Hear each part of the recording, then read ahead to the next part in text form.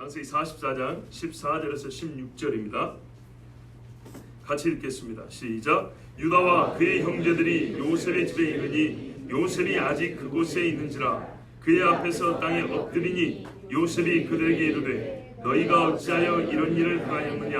나 같은 사람이 점을 잘 치는 줄을 너희는 알지 못하였느냐? 유다가 말하되 우리가 내 주께 무슨 말을 하오리까? 무슨 설명을 하오리까? 우리가 어떻게 우리의 정직함을 나타내리까? 하나님이 종들의 죄악을 찾아내셨으니 우리와 이 잔이 발견된 자가 다 내 주의 노예가 되겠나이다. 아멘. 자, 앞서 무슨 이야기가 있었냐? 이스라엘 백성이 12형제가 아니죠, 10명의 형들이 곡식을 사가지고 이제 고향으로 돌아갔습니다. 돌아가는 길에 객주에서 봤더니 한 사람의 자루에가 돈이 그대로 있는 거예요. 다른 형제들은 서로 안 찾아본 모양이에요. 물론 어떤 이는 찾아봤는데 모른 척 했다고 하지만 하여튼 아버지께 갔어요. 아버지께 가서 뭐라고 말합니까? 곡식을 사왔습니다. 그리고 애굽의 총리가 우리를 스파이로 몰아가지고 막내 데리고 오랍니다. 다음에 곡식 타려면 아버지 동생 데려가야 되니까 그렇게 아십시오. 이렇게 말하는 거예요. 근데 하나 빼먹었죠. 우리가 도둑놈으로 몰리고 있습니다. 이 이야기 빼먹었죠. 그죠? 자루에 돈이 있었다는 얘기를 안 했어요. 그리고 이제 그건 아버지한테 말 안 하고 몰래 숨기려 하는데 이게 풀다 보니까 다 있는 거죠. 그러니까 나머지 식구가 모를 리가 없지요. 그 곡식 자루가 12명이 갔다고 12자루만 있었던 건 아니지 않겠습니까? 가족들이 있고 나귀를 끌고 왔으니까 굉장히 많은 거죠. 자, 이 각 자루에 자기의 이제 진보딸이었으니까 곡식은 통에 담았다 했고 각 자루생가 아마 자기 진보딸인데 여기에 이제 돈이 그대로 있어서 깜짝 놀라서 이제 아버지까지 알고 어떻게 될 것이냐, 너희가 시몬 너가 팔아먹은 거 아니냐 어쩌냐 하면서 이제 이러고 있는데 시간이 지났어요. 근데 아버지도 애굽의 총리 말은 거절할 수 없기 때문에 베냐민을 보내지 않고는 곡식을 살 수 없으니까 말을 하지 못하고 시간을 끌었어요. 형제들도 끌었어요. 그런데 아버지가 속이 타니까 뭐라 그래요? 곡식 사러 갔다 와야 될 거 아니냐, 또 이렇게 얘기를 했어요. 그런데 이제 누가 났으냐? 앞에 보시면 유다가 나서요. 43장에 보면 유다가 나서서 뭐라 그러냐면 아버지 저희가 뭐라고 말씀드렸습니까? 애굽의 총리가 막내가 오지 않으면 곡식을 안 판다 그러지 않습니까?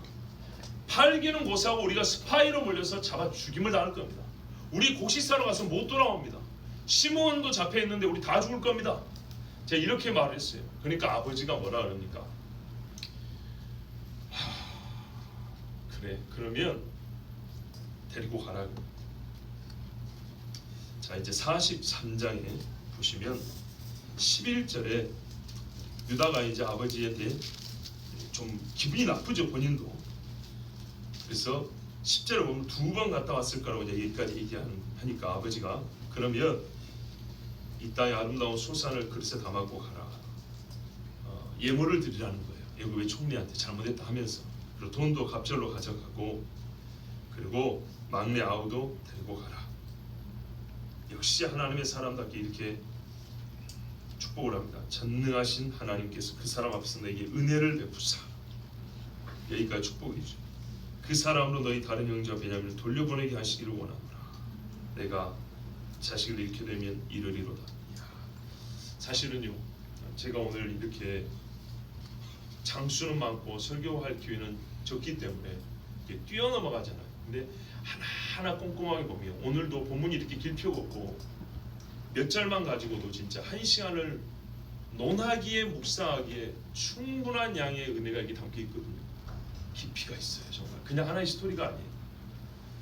그래서 정말 이 짧은 시간에 이 9장을 다 봤다는 게 너무 마음이 진짜 아쉬워요. 굉장히 아쉬운데 그래도 그 중에서 몇 군데를 선택하지만 하나님께서 그 선택된 본문을 통하여 은혜 주실 줄 믿고요.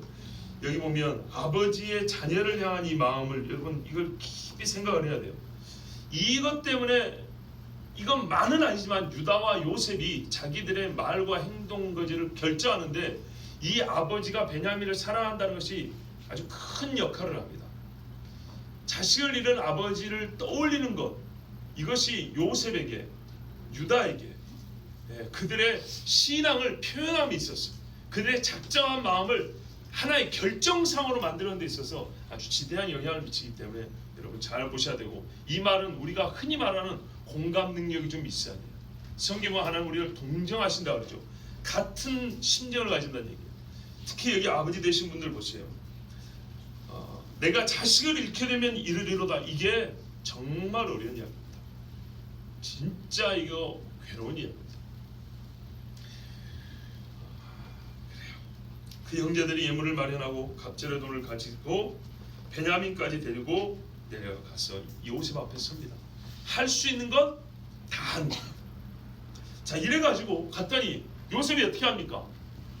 뭐 스파이니 뭐니 이거 이야기도 안 하고 오늘 점심 우리 집에서 먹을 테니까 준비하라 그럽니다. 그러니까 베냐민을 보니까 이제 된 거죠. 그래도 그렇죠. 스파이로 몰아갔으면 얼굴에는 한번 비슷한 거 보자 뭐 이렇게도 해야 될 테고, 형제라고 했으니까 너 아버지 이름이 뭐야? 몇 대 손이야? 어느 집안 사람이야? 너 고향이 어디야? 일단 물어봐야 될 거 아니에요. 이것까지 입을 맞춰왔으면 너 삼촌 이름이 뭐야? 너 숙모 이름이 뭐야?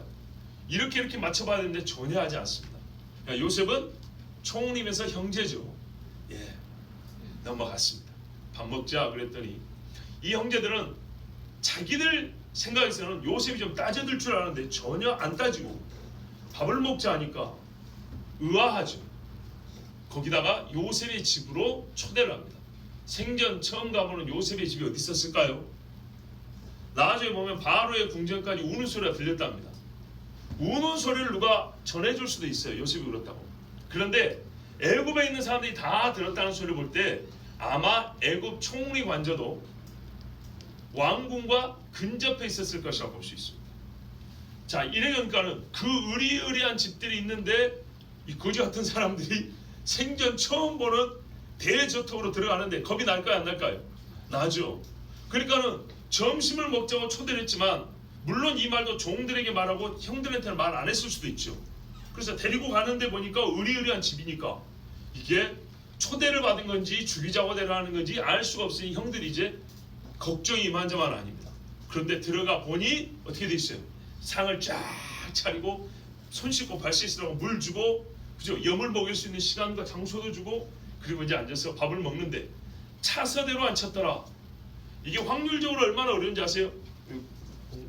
공학도 11명을 그 순서대로 앉힐 수 있는 확률이 얼마나 될 것 같아요? 맞습니다. 뭘 마셔?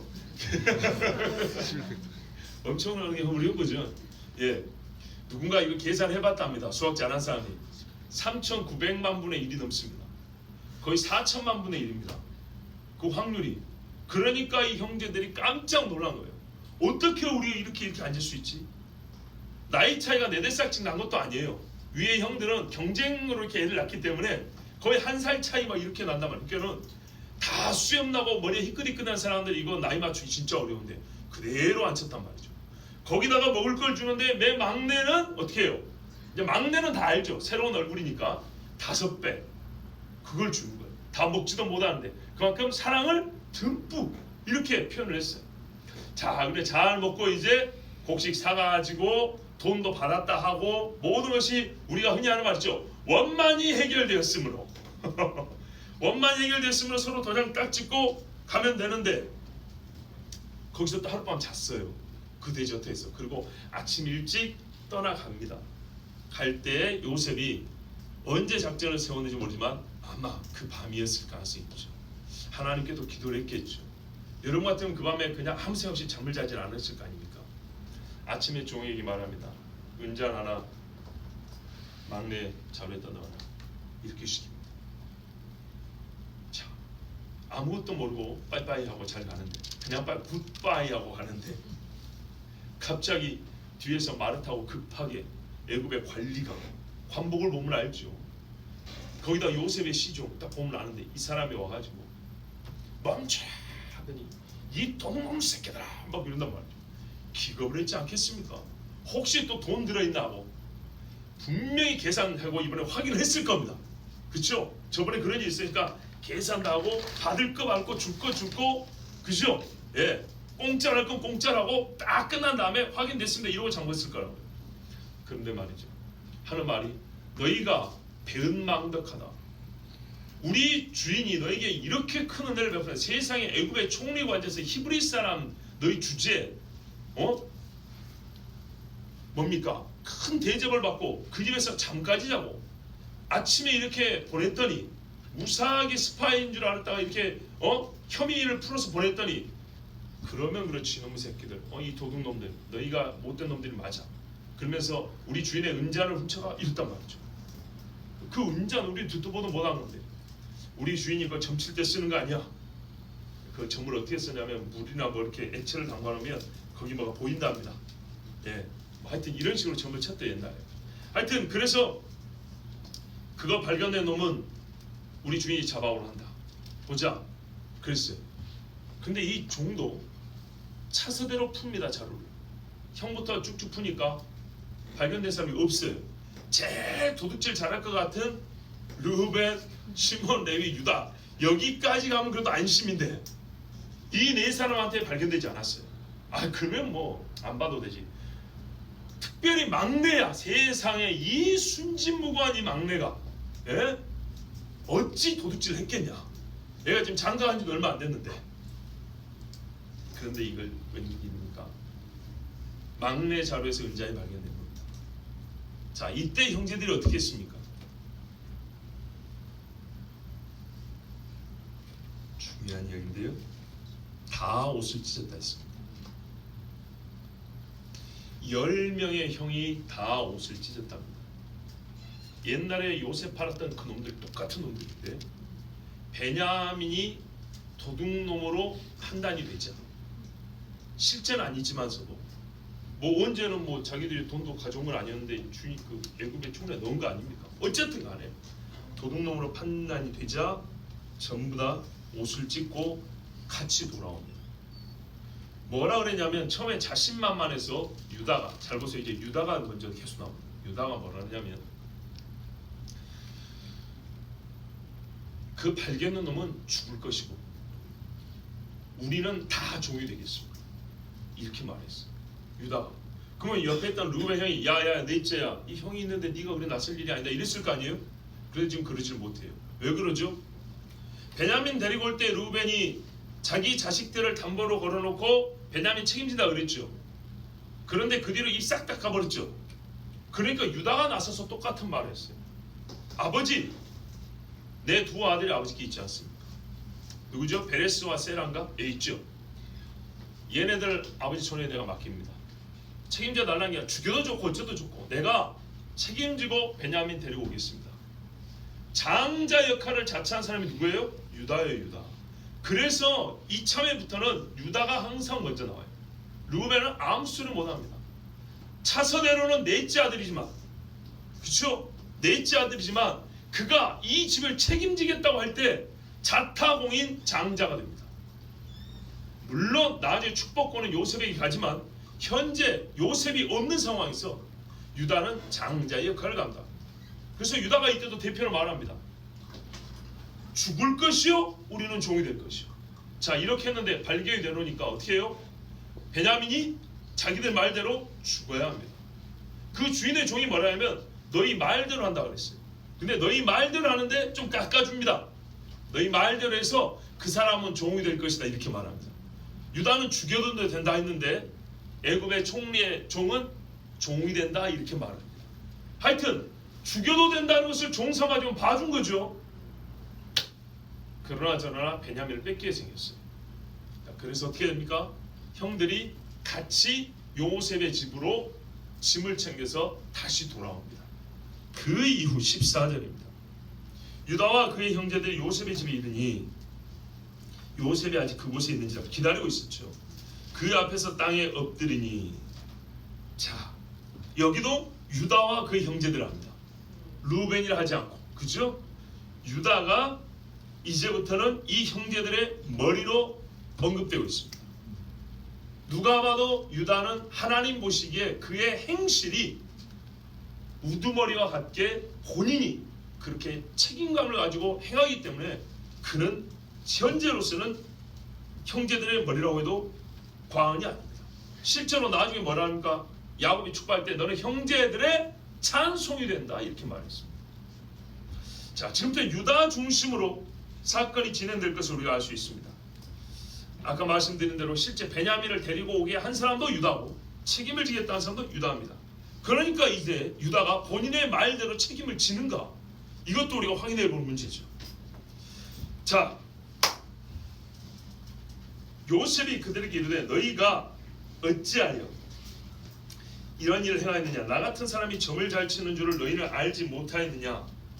유다가 말하되 우리가 내 주께 무슨 말을 하오리까, 무슨 설명을 하오리까, 우리가 어떻게 우리의 정직함을 나타내리까. 자, 이 사람들이 지금 죄를 지었습니까, 안 지었습니까? 안 지었죠. 그러니까 어떻게 우리가 정직함을 나타낼 수 있으리까. 그런데 그 다음 보세요. 하나님이 종들의 죄악을 찾아내셨으니, 연단이 이 사람들의 죄입니까? 아니죠.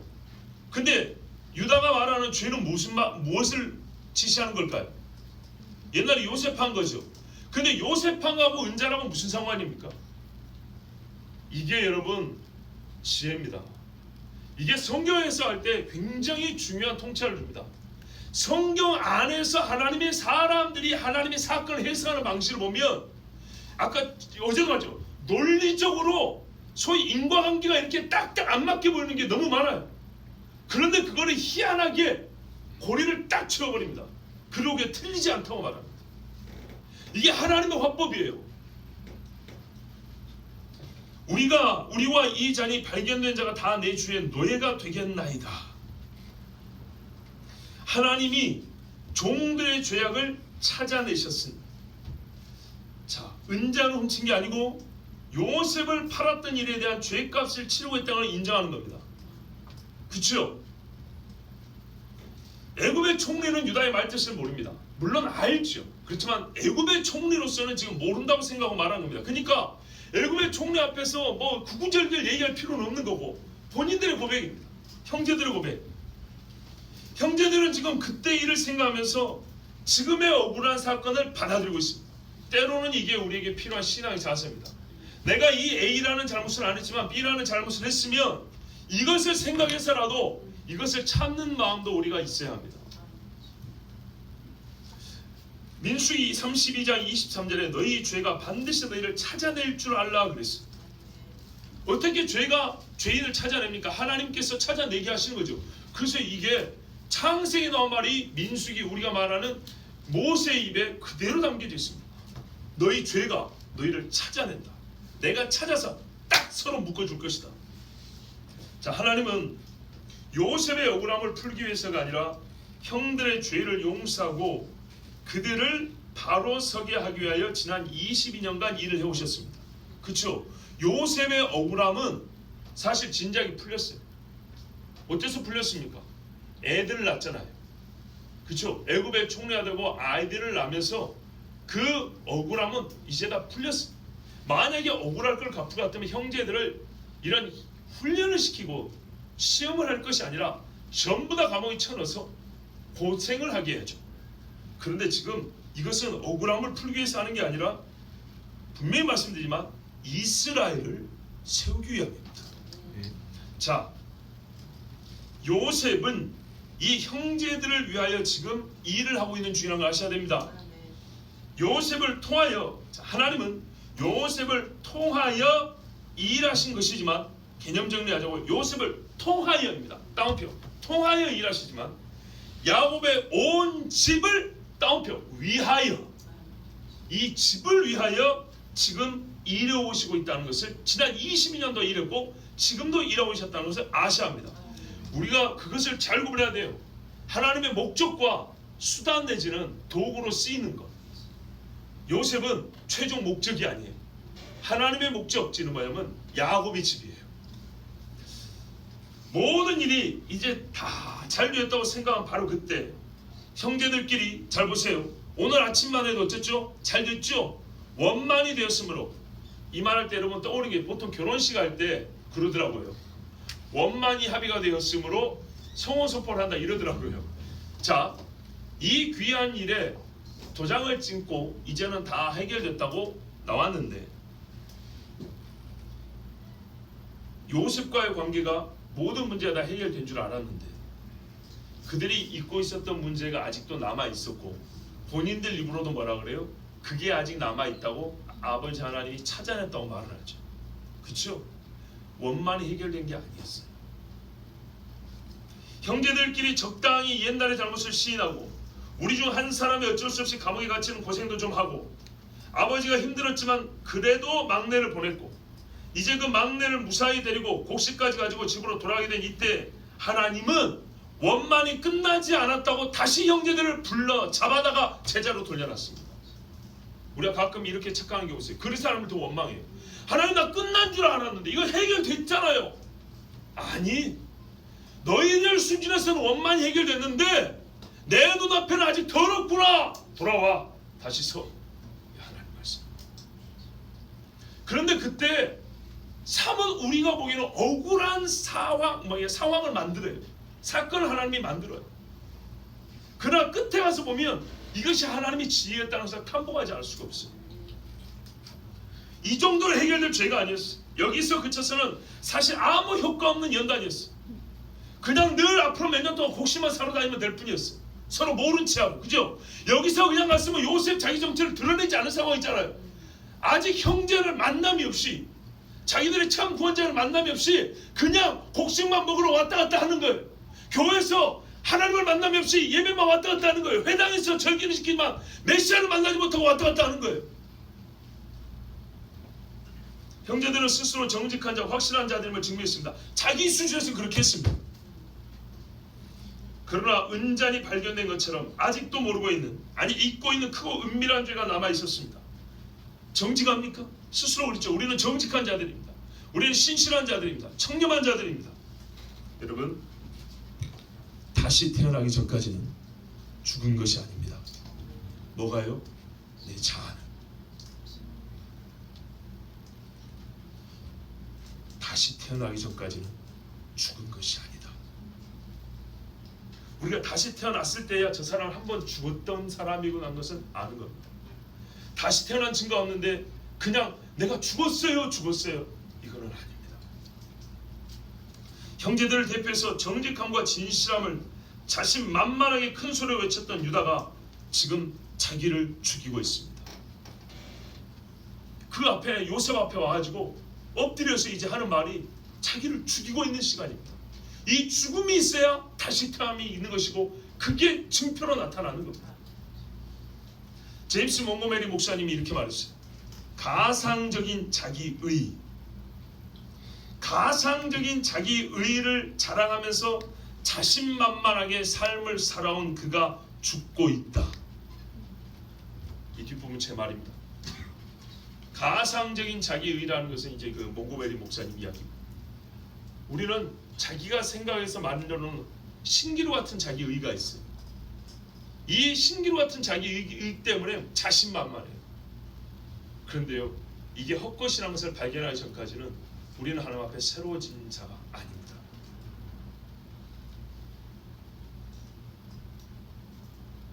오늘 이 16절에 가장 모순적인 두 단어가 있었습니다. 미혹시 가장 모순적인 두 단어가 뭡니까?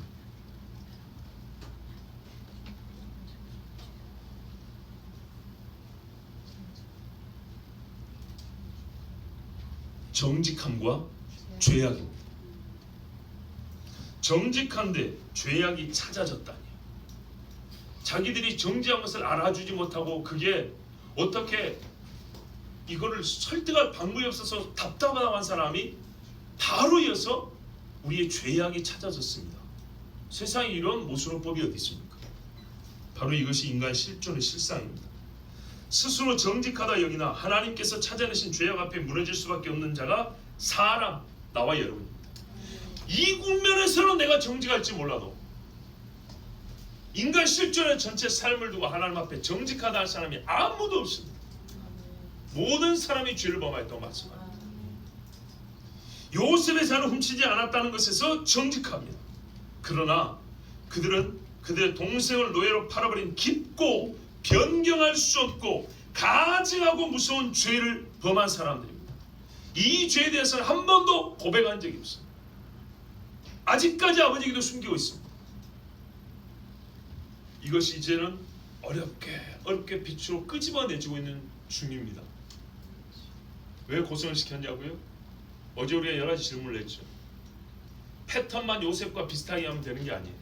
이 패턴 안에 뭐가 있냐면요, 그 어둠 속 깊은 곳에 마치 우리가 뻘밭에 가지고 뭐 캘라 하면 이렇게 속속 들어가죠.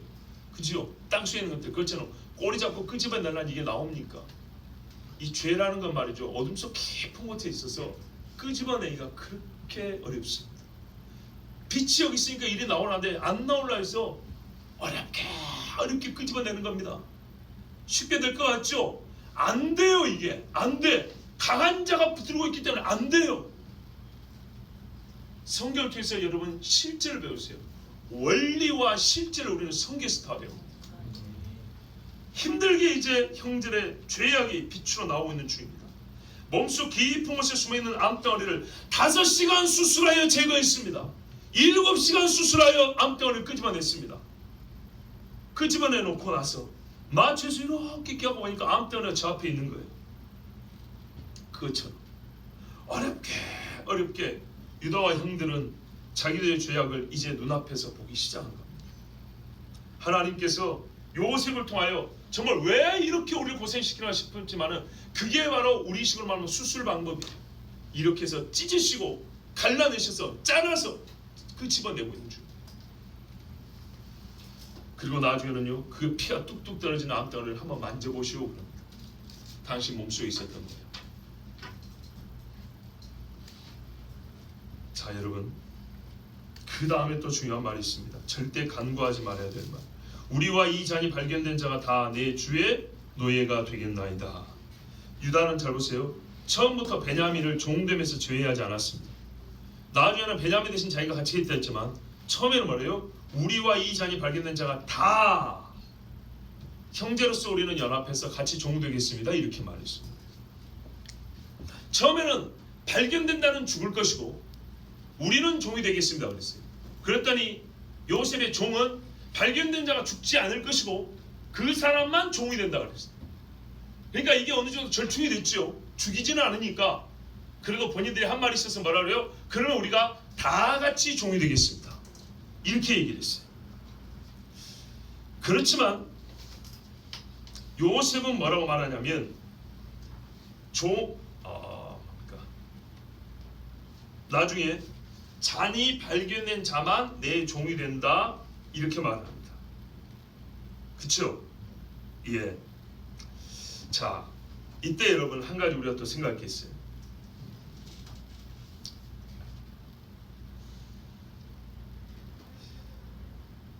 유다가 자기 말하는 것에 있어서 정직하긴 한데, 그죠? 종이 된다 했으니까 정직하긴 한데, 요셉이 잔이 발견된 사람만 내 종이 되고 너희는 돌아가라 할 때 돌아갈 수 있는 거 아닙니까?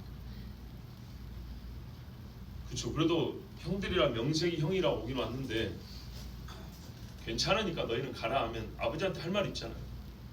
아, 우리가 같이 종 되려고 했는데 총리가 가라 그래서 왔습니다. 그럴 수 있죠.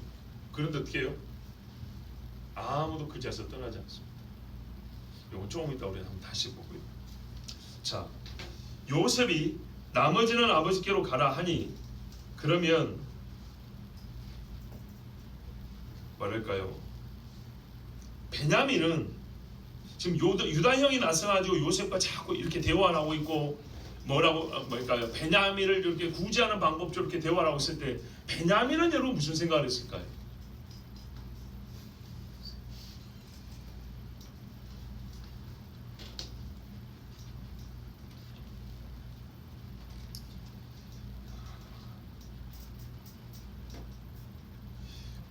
우리가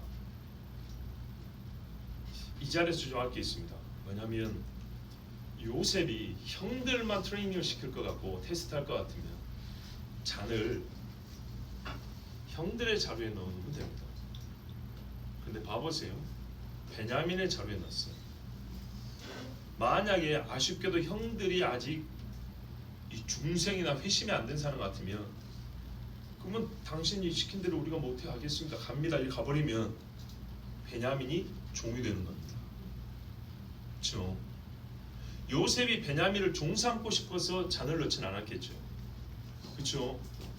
나중에서 형들만 진짜 가버렸다 치면 둘 사이는 서로 정체를 밝히고 좋아할 수는 있겠지만 현 상황에서는 이게 하나의 진짜 모범이거든요.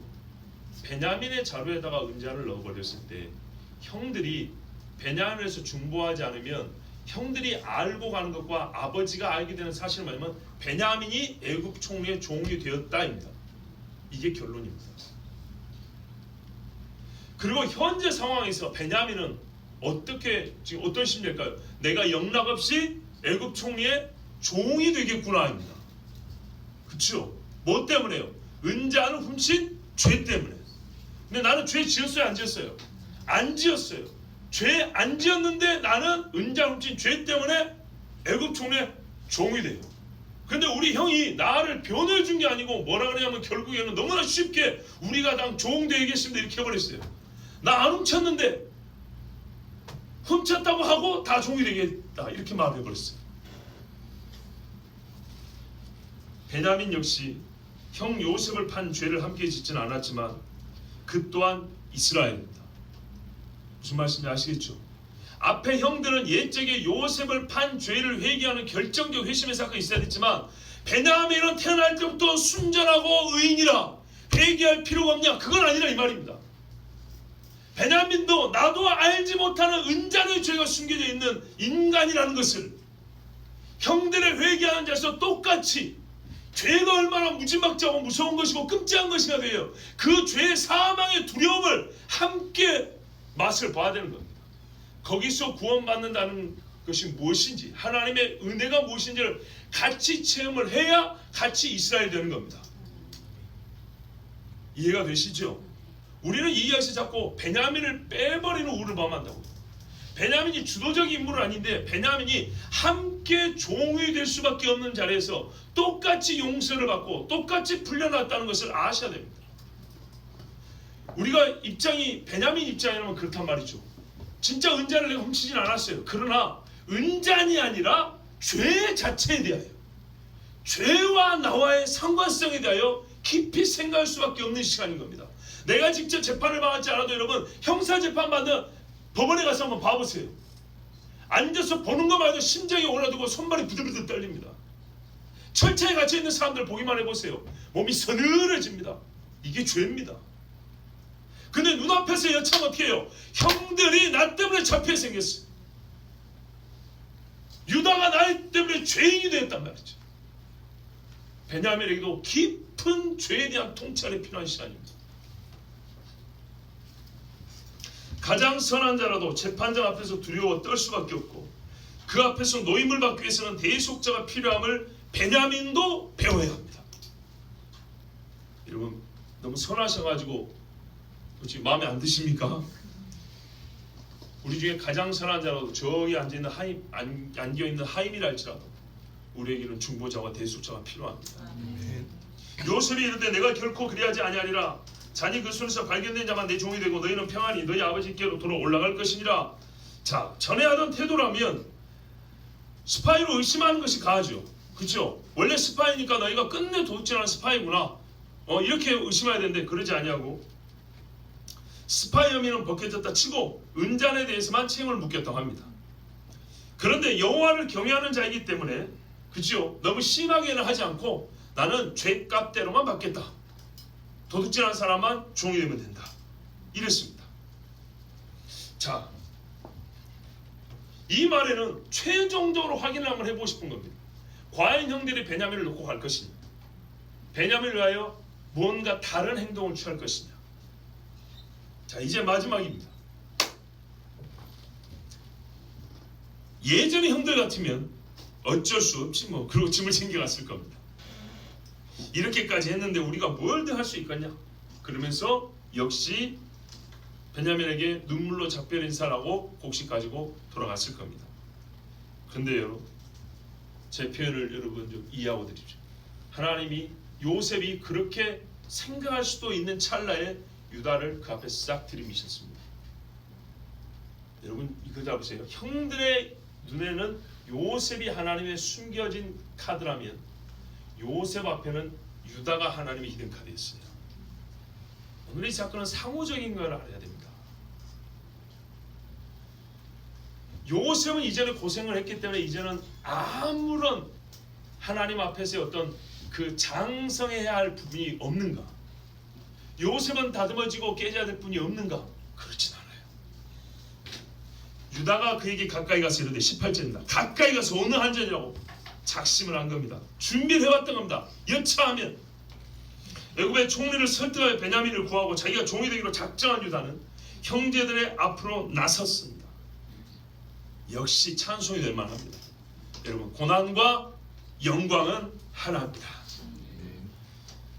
이제부터 여러분, 저는 성경에서 세상에서 가장 아름다운 이야기를 듣게 됩니다. 아름다운 이야기가 예수님의 십자가 이야기 다음으로 예수님을 가장 닮은 꼴로 보여주는 이야기입니다. 물론 비슷한 이야기가 또 있습니다. 모세 중보라든지 바울이 로마서에서 보여준 이스라엘 향한 사랑이라든지. 근데요, 그 상황이 그리고 그 말의 우리가 말하는 대사가 이렇게 구구절절 진짜 깊은 마음속에서 나오는 깊은 진실함을 담고 있는 그런 이야기를 이렇게 구체적으로 우리가 듣지는 못합니다. 세계 여러 문학을 연구한 사람들도 이 부분은 성경에서 가장 아름다운 이야기라고 합니다. 저 역시도 옛적에 이 부분을 읽을 때는 참 하나님 앞에 눈물로 읽고 기도했던 적이 많습니다. 자, 보십시오. 고통과 슬픔과 자기 자아의 깨짐과 그리고 절망의 끝에서부터 나오는 이스라엘 사람 유다의 영혼의 목소리입니다. 내 주여 원하건대 당신의 종에게 내 주의 귀에 한 말씀을 아뢰게 하소서. 사실 이걸 엊그저께 우리 선거하듯이 하나의 극으로 하면 진짜 좋은데 이걸 풀어 설명을 한다는 게 개인적으로 조금 아쉽지만은 그래도 여러분 내용을 잘 보십시오. 주의 종에게 노하지 마소서. 주는 바로와 같으십니다. 자, 자기의 신분과 총리의 신분을 생각할 때 예의 바르게 정중하게 이야기를 시작합니다.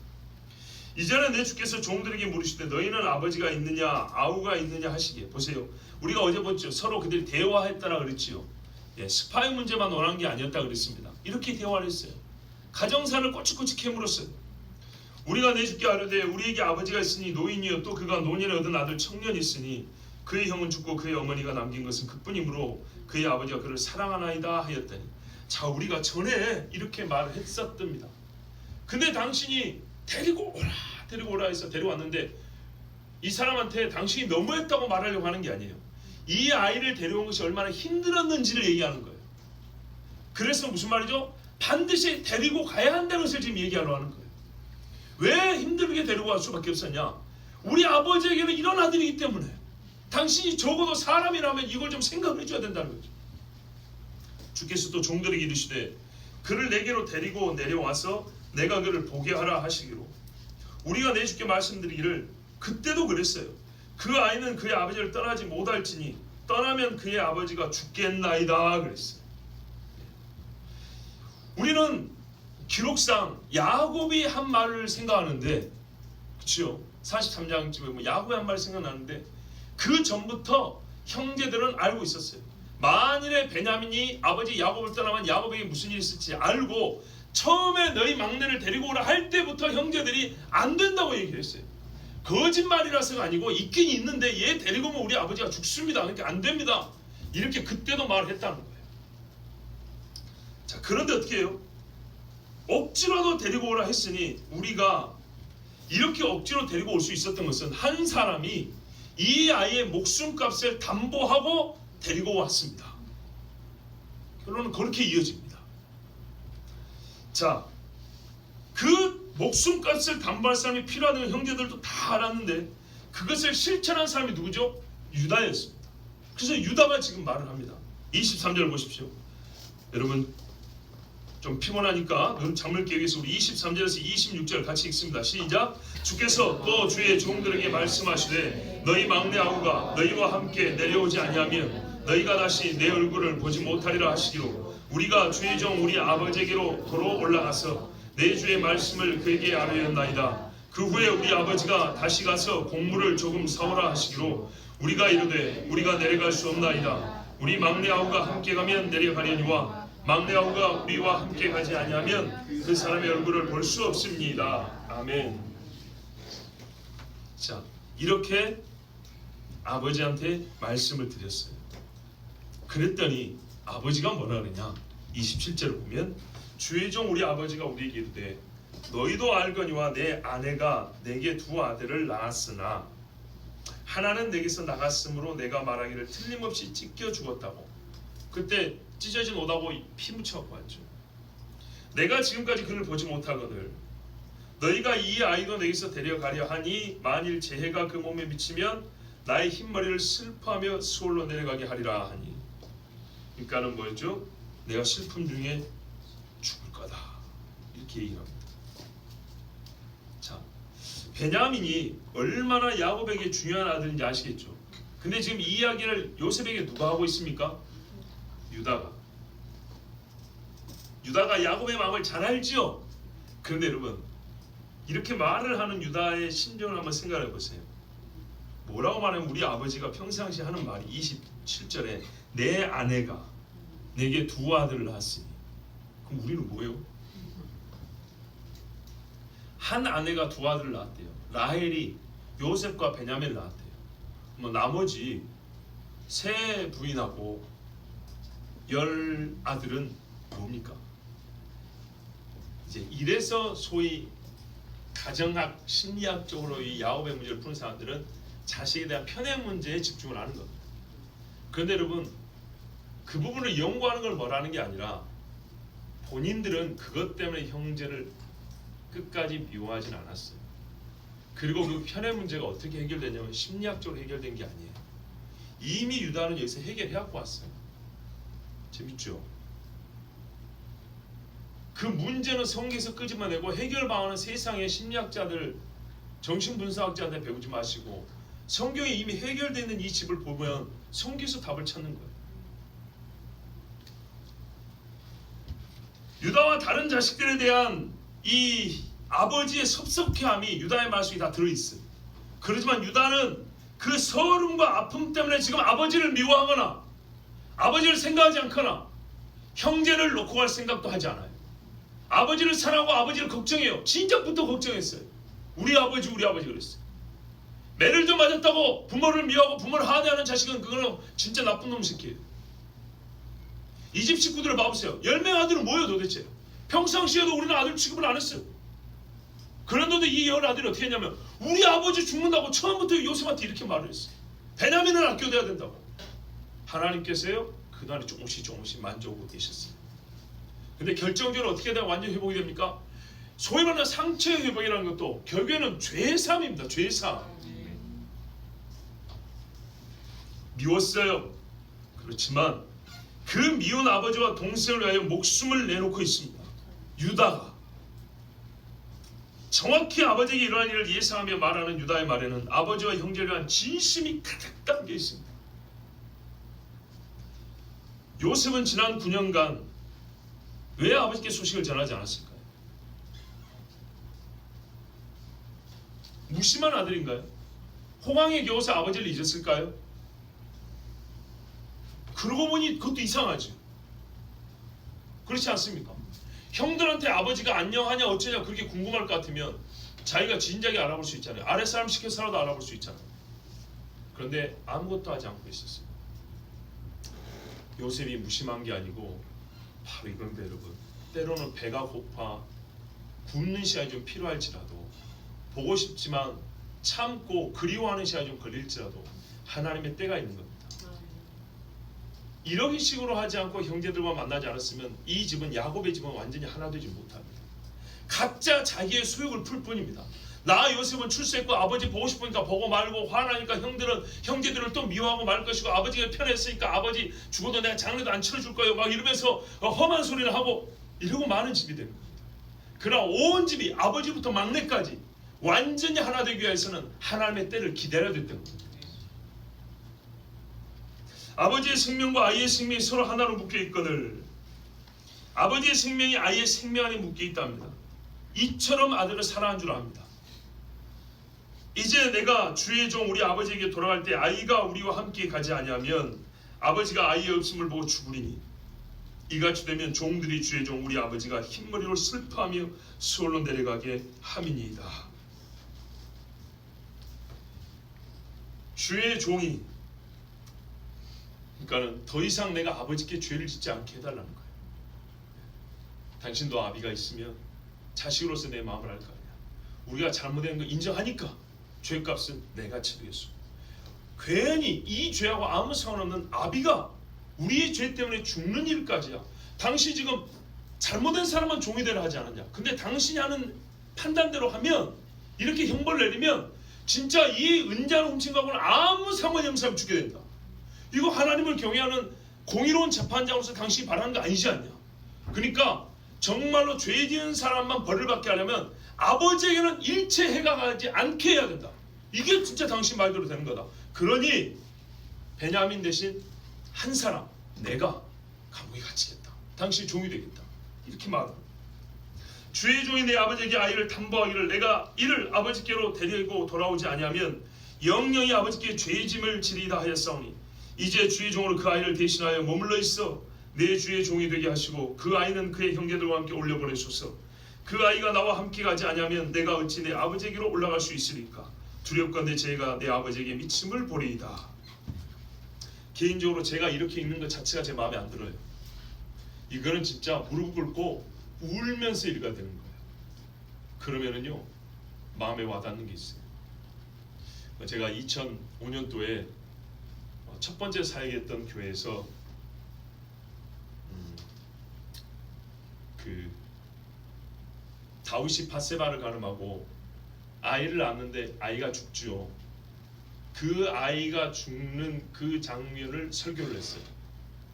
하나님 앞에 죄값이 무엇인지를 가르치기 위해서 설교를 했는데, 그때 어떻게 했냐면 강단이 크고 넓은데 이 강단, 이 바로 강대상 바로 앞에서 그냥 무릎을 꿇었어요. 설교 시작할 때. 그리고 앞을 보고 다윗의 기도를 내가 실제로 연기를 했어요. 엉엉 울면서 아버지 나의 죄인데 왜 저 아이가 죽습니까 하고, 실제로 다윗이 기도했을 법한 그 모습을 가지고 거기서 손을 들고 막 기도를 했어요. 그리고 물었어요. 이게 누가 한 기도냐? 왜 이렇게 기도했냐? 이게 자기 죄값으로 아들을 잃은 아비 다윗의 기도인지 여러분 아십니까? 사실은 오늘도 이 말씀을 그렇게 봐야 되는 거예요. 총리 앞에서 머리를 땅에 대고 엎드려서 벌벌 떠면서 엎드려서 눈물 콧물 범벅에 대해서 읽어야 되는 말씀. 여러분 유다가 보세요. 그가 데리고 돌아오지 않으면 영영이 아버지께 죄짐을 지리이다. 이제 주의 종으로 그 아이를 대신하여 머물러 있어 내 주의 종이 되게 하시고 그 아이는 그의 형제들과 함께 올려보내소서. 그 아이가 나와 함께 가지 않으면 내가 어찌 내 아버지에게로 올라갈 수 있으리까. 두렵건대 제가 내 아버지에게 미침을 보리이다. 유다가 말을 마쳤을 때 아무도 숨소리도 함부로 내지 못했을 겁니다. 정막이 흘렀습니다. 그도 자식들이 기다리고 있습니다. 작별 인사를 하고 온 것도 아닙니다. 유다가, 글쎄 말이에요. 유다가 형제들이 다 알거든요. 저놈의 자식 요셉 죽이자고 했는데 죽이기 싫어서 그런 게 아니라 살려주고 싶어서 그런 게 아니라 그냥 죽이면 돈 한 푼 얻어보자고 팔자고 한 사람이 유다인데 이제 베냐민을 놓고 지 목숨을 내는 거야.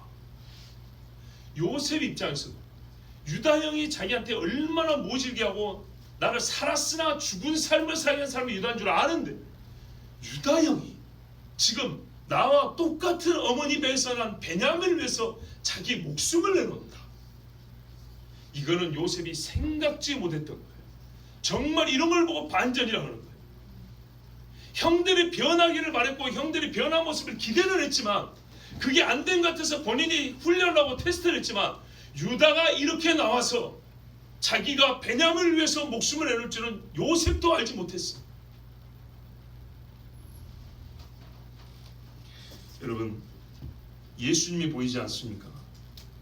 왜 요셉이 예수님의 모형으로서 수많은 행적을 남겼지만 유다가 메시아의 조상으로 선택되었는지 아시겠습니까?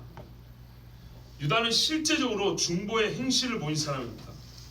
요셉보다도 더 완전하고 실제적으로 그리스도에 대한 아름다운 모형이 유다입니다. 요한일서 3장 16절에 그가 우리를 위해서 목숨을 버리셨으니 우리가 이로써 사랑을 알고 우리도 형제들 위하여 목숨을 버리는 것이 마땅하니라 그랬습니다. 이것을 실제로 보여준 사람이 유다입니다. 신대원 입학 전 OT를 갔는데 동기하고 논쟁한 적이 있습니다. 뭐냐면 창세기 38장 이야기입니다. 유다 이야기입니다.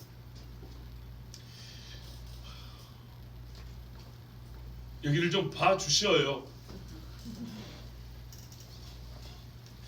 확실히 겨울보다 여름이 어렵습니다. 에어컨을 더우면 켜주십시오. 예. 제가 로마서 강의할 때도 여러 책을 보지는 않지만 로마서에 관련 책이 이만큼 있고 창세기도 이만큼 있습니다. 그런데 확실히 말씀을 전하면서 느낀 거는 감동은 책에 있지 아니하고 영에 있다는 걸 느낍니다. 확인합니다. 제가 이 설교를 옛날에 했는데 희한하죠. 옛날에 수년 전에 지금보다 나이도 더 어리고 설교도 더 덜 했을 때 그때는 더 은혜가 있는 것 같더니 지금은 그때보다 더 깊이 얘기해주고 더 자세히 풀어줘도 여러분의 눈에 생기가 없습니다. 여러분을 나무라는 게 아니라 분명히 이것은 제 탓인데 어떻게 설교를 준비해야 될지 다시 떠올려야 되겠습니다. 자, 보십시오. 신대원 입학 전에 동기하고 논쟁한 적이 있는데 창세기 38장 가지고 논쟁을 했어요. 뭐라 그랬냐면 이 친구가 어디서 들었는지 창세기 38장 유다 이야기는 후대에 삽입한 구절로서 이렇게 얘기를 하는 거예요. 신대원도 들어오기 전에. 그래서 제가 그때 그랬어요.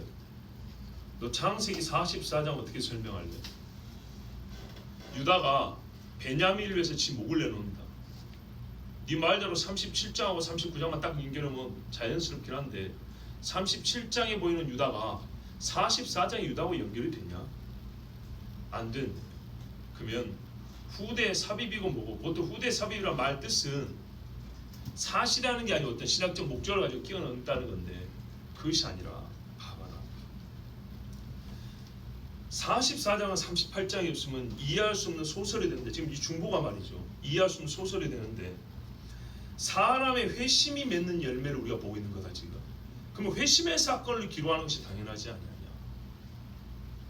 죄와 의를 구별할 줄 아는 자가 할 수 있는 일이 지금 이 44장의 일인데, 죄와 의를 구별한 경험이 있고 체험이 있는 사람이 일을 할 수 있는 거다. 다른 형들은 못해요. 근데 유다에게 무슨 일이 있었죠? 지가 가늠해놓고 며느리가 애기 뱉다고 어떻게 해요? 불에 태워 죽여버리라고 그랬어요. 근데 이 물건의 주인이 누구요? 이랬죠. 그랬더니 유다 자기 거예요. 그때 뭐라고 그랬습니까? 그는 나보다 옳도다. 이거예요, 이거. 그는 나보다 옳도다. 항상 그리스도인이 남을 나보다 낫게 여기고 더하여 예수님은 나보다 항상 의롭도다. 하나님의 판단은 의로우시도다. 이렇게 가능해야 합니다. 유다는 여기서 이걸 배웠어요. 그리고 어떻게 하죠? 며느리가 낳은 자식들을 데리고 아버지 앞에 돌아옵니다. 그 전에 집단에도 마음의 상처가 있고 뭐예요? 섭섭하고 또 양심의 가책이 있고, 내가 몇 현실적으로 얘기했잖아요. 형들끼리 술에 한 잔 먹고 서로 싸울 것 같으면 이 새끼야 네가 요새 팔아먹자 그랬는데 말이야. 그러면서 서로 이렇게 폭로해버리면 어떻게 될 거예요? 겁이 났던 유다는 멀리 떠났는데, 그래서 가나안 사람이랑 결혼을 살다가 집이 엉망진창이 되고 콩가루가 돼가지고 그냥 빠지기까지 이렇게 돼가지고 있었는데 어떻게 해요? 그는 나보다 옳다라는 우리 신약적 개념은 대회심의 사건을 하고 아버지 집으로 돌아옵니다. 만약에 유다가 거기서 살았으면 이 집에는 아들이 하나 없는 집으로서 애굽에 내려갔을지도 몰라요. 그런데 하나님은 분리되지 못하게 하셨어요. 그리고 유다로 하여금 최종적으로 이 집이 완전히 하나 되게 하는 진짜 접착제 역할을 하시는 분이 유다예요.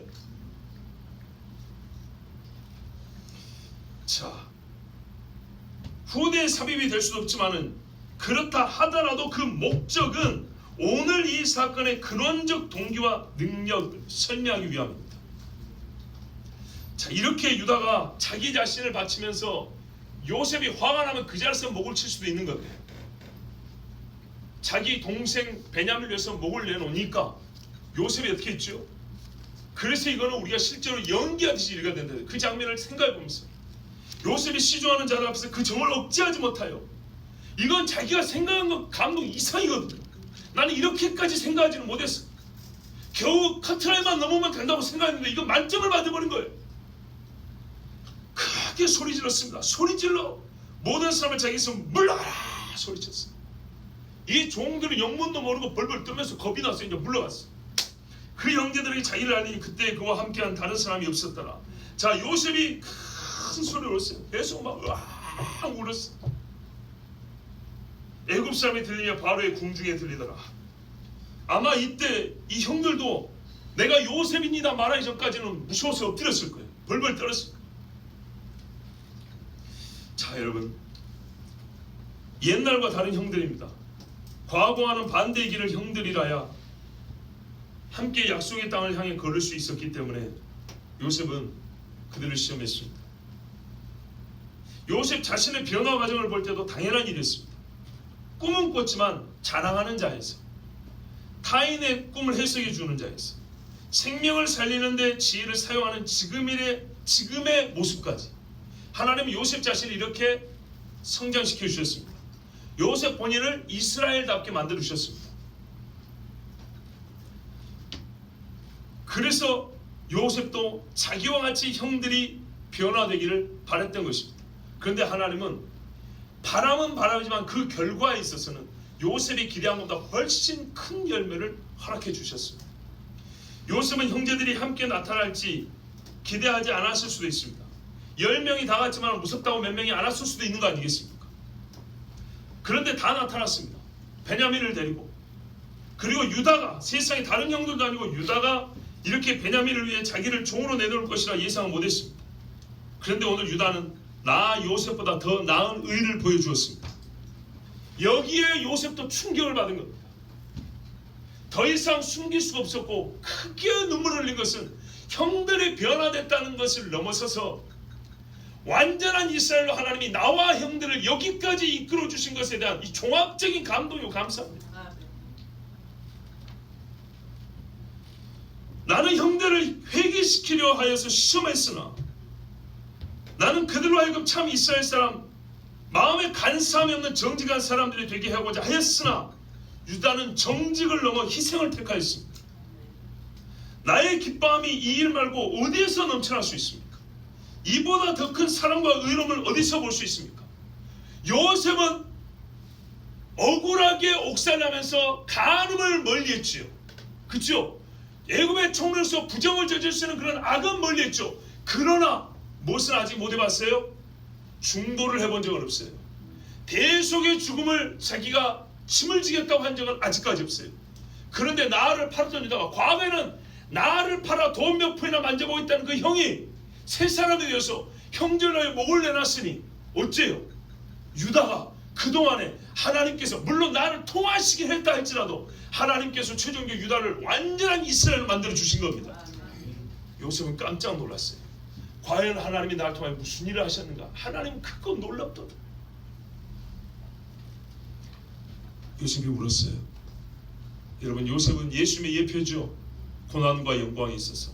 물론 유다도 예표입니다. 특별히 유다는 중보자를 예표하죠. 그렇다면 여러분, 예수님의 예표로서 요셉을 한번 보세요. 요셉이 울었습니다. 여러분, 주님을 울게 할 자가 누굽니까?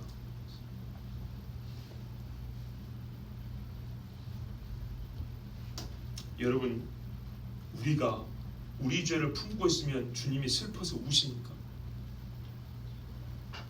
아니면 우리가 죄를 정직히 고백하면 주님이 우십니까?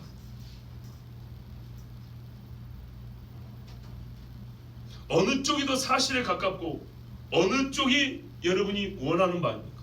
내가 죄를 품고 있을 때 주님이 우시는 것, 내가 죄를 고백했을 때 주님이 우시는 것, 여러분은 어떤 울음을, 주님의 우심을 더 바라십니까?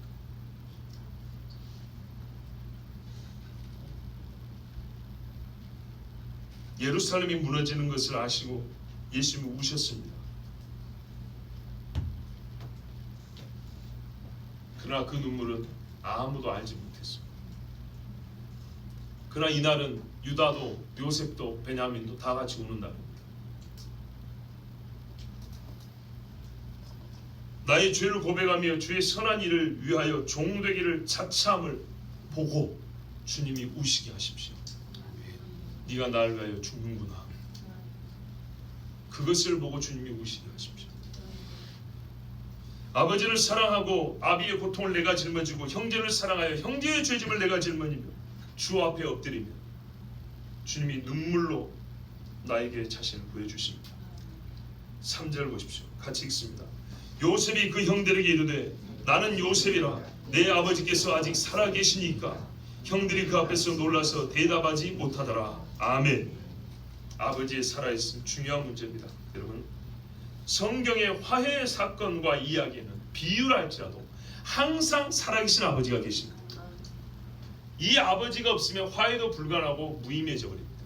하다못해 탕자도 돌아갈 때는 뭐가 대전제죠? 아버지가 살아계시는 게 전제입니다. 한 아버지 안에서 형제가 연합합니다. 살아계신 하나님 아버지 앞에서 이스라엘과 유다가, 이스라엘과 이방이 연합을 합니다. 이삭이 죽었으면 야곱과 에사가 화해할 수 있었을까요? 불가능합니다. 두려움과 회개, 이것이 죄인이 그들의 구원자를 만나야 될 때 반드시 나타나는 반응의 행위입니다. 보십시오.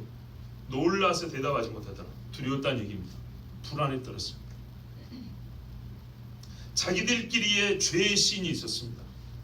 여호와께 질문됐습니다. 여호와께서 우리에게 일하시는 일은 어찌미신가? 하나님과 사람 앞에 고백도 했습니다. 그리고 이제는 아무 말도 못합니다. 아까는 여호와께서 우리 죄를 찾아내셨으니 그랬습니다. 근데 지금은 아무 말도 못하고 가만 멈춰 있습니다. 눈을 뜨니 내가 선하신 하나님이요 진노하신 하나님의 손안에 붙잡혔음을 보게 될 경우에 우리는 아무 말도 할 수가 없습니다. 그러나 우리가 살 수 있는 것은 그가 먼저 우리를 사랑하시고 이 자리까지 인도하셨다는 사실입니다. 눈을 떠보니 나를 죽일 수 있는 요셉의 손안에 내가 잡혀있는 거예요. 그런데 그가 우리를 죽이려고 했으면 진작 죽였을 것인데 용서하고 살려주려고 자기 손안에 우리 쥐고 있다는 거예요. 우리가 이것을 발견하고 안심을 합니다. 여호와는 우리를 먼저 하시고 우리가 알기 전에 구원하시지만 우리는 죄의 드러남으로 말미암아 불안과 떨림 속에 있고 죄의 용서가 선포될 때 평안과 기쁨으로 주님을 마주보게 됩니다. 스가랴 12장 8절을 10절을 보면 그날에 여호와가 예루살렘 주민을 보호하리니 그 중에 약한 자가 그날에는 다윗 같겠고 다윗의 족속은 하나님 같고 무리 앞에 있는 여호와의 사자가 될 것이라. 예루살렘을 치러 오는 이방 나라들을 그날에 내가 멸하기를 힘쓰리라. 내가 다윗의 집과 예루살렘 주민에게 은총과 간구하는 심령을 부어주리니 그들이 그 찌른 바 그를 바라보고 그를 위하여 애통하기를 독자를 위하여 애통하듯 하며 그를 위하여 통곡하기를 장자를 위하여 통곡하듯 하리로다. 그랬습니다. 이스라엘 백성들이 하나님 앞에서 자기들의 죄를 깨닫고 누구의 손에 쥐어져 있는지를 알게 될 때 그들은 통곡하면서 자기들의 찌른 바 자기 주님을 바라봅니다. 두렵지만 희한하게 그날이 구원의 날입니다. 또 이 사건에서 우리가 깨닫는 것은 그리스도와 그의 백성에 대한 하나의 통찰입니다. 사도행전 7장 13절에 스데반이 이렇게 말했습니다. 또 제차 보냄에 요셉이 자기 형제들에게 알려지게 되고 그랬습니다. 제차 보냄에 두 번째였습니다. 두 번째 요셉에게 나타났을 때 서로 보았을 때 요셉이 자기를 드러냈습니다.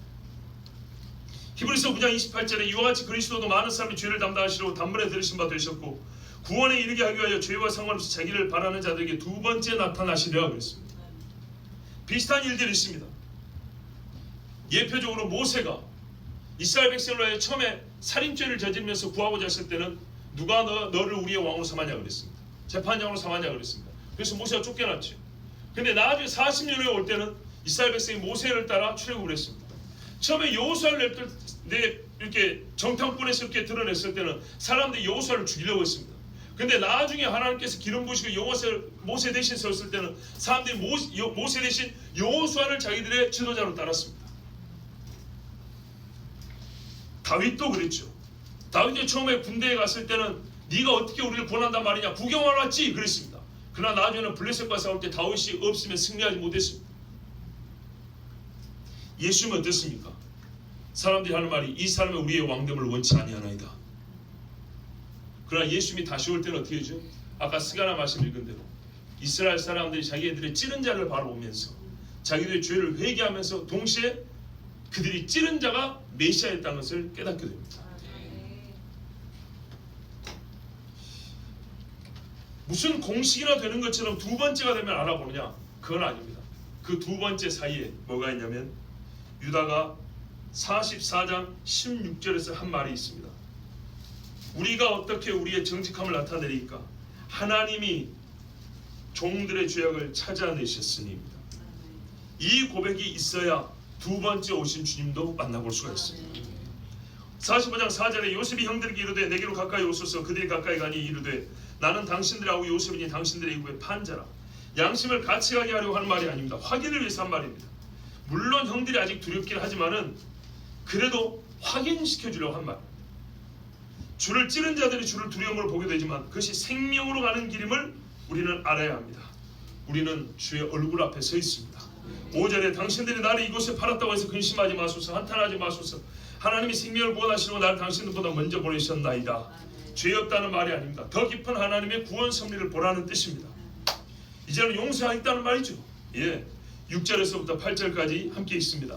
이 땅에 2년 동안 흉년이 들었으나 아직 5년은 발가리도 못하고 추수도 못할지라 하나님이 큰 구원으로 당신들의 생명을 보존하고 당신들의 후손을 세상에 두시려고 나를 당신들보다 먼저 보내셨나니 그런즉 나를 이리로 보낸 이는 당신들이 아니요 하나님이시라.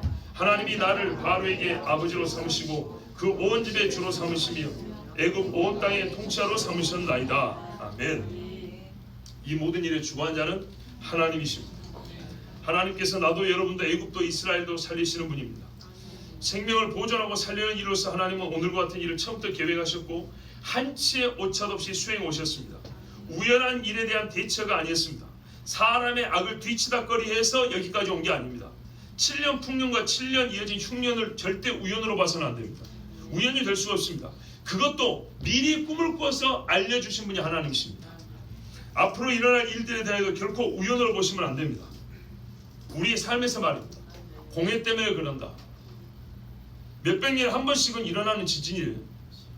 1000년에 한 번씩은 화산도 폭발한다고 그러는데 이렇게 치부하지 마십시오. 성경의 요한계시록 예언된 종말의 징조들이고 사건입니다. 정해진 시간의 사건을 하나님 없이 해석하는 바보짓을 하지 마십시오. 우리가 지금 보고 있는 일, 앞으로 일어날 일을 전부 다 하나님이 약속가지고 정해놓은 일들입니다. 만약에 이걸 우연으로 치부했다면 요셉은 자기 영화와 권세에 함몰된 영락없는 애굽의 총리가 되었을 겁니다. 애굽 사람이 되었을 겁니다. 진작에. 벌써 9년이 지났어요. 처음에는 희미하게 작게 보이나 시간이 갈수록 또렷해지고 거대하게 몰려오는 먹구름을 보고 포구를 준비하지 않으면 물에 휩쓸려가 죽는 일만 남는 겁니다. 하나님께서 미래의 일을 조금씩 또렷하게 가르쳐 주시면 우리는 그 일을 준비합니다. 형들 만날 준비를 했습니다. 이제 오겠구나. 종말도 마찬가지입니다. 이게 오겠구나 했고 이미 오고 있습니다. 온 것들도 있습니다. 요셉은 그 누구보다 악을 많이 경험한 사람입니다. 악을 단순 무시하지 않았습니다. 내 많이 경험해봤어요. 그래서 이렇게 쉽게 넘기지 않았습니다. 깊이 통찰하며 그 가운데서 하나님의 섭리와 인도를 경험했고 깨달았습니다. 가치 있게 악을 경험했다 이 말입니다. 가치 있게. 그래서 그는 이와 같이 형제들에게 자기를 나타내기로 마음먹은 것이었습니다. 이 방식을 취한 겁니다. 이 또한 하나님이 주신 지혜를 따르였습니다. 악을 대하시는 하나님의 공의, 악인을 중생케 하시는 하나님의 선한 지혜를 신뢰하며 행한 일이었습니다. 자, 무슨 말이라고요? 악을 너무나 많이 경험했어요. 수많은 악을 경험했어요. 그 악 가운데 믿음의 사람이 어떻게 생존하는가, 하나님이 이 가운데 어떻게 나를 살리시는가, 어떻게 나를 의인으로서 더 성장하게 하시는가, 더 빛나게 정결하게 만드시는가, 이거를 본인이 일단은 먼저 경험을 했어요. 근데 본인은 알지 못했지만 유다도 거의 동시간대 하나님이 경험하게 하셨어요. 그래서 어떻게 보면 뭡니까? 먼저 하나님 앞에 회심한 두 사람, 하나님을 만난 두 사람이 만나서 이 집이 하나님의 집으로 돌아오게 한 겁니다. 하나님이 이렇게 두 사람을 택하여 쓰신 겁니다. 이거 부정할 수 없는 사실입니다. 그런데 요셉은 유다 여기는 모르죠. 본인은 본인 나름대로 뭐였어요? 악을 경험한 자로서 악 가운데서 역사하시는 하나님을 알았기 때문에 이 치밀하고도 악하고 더러운 이 죄를 우리가 어떻게 이겨내며 그걸 벗겨내며 하나님을 만날 수 있을 것인가?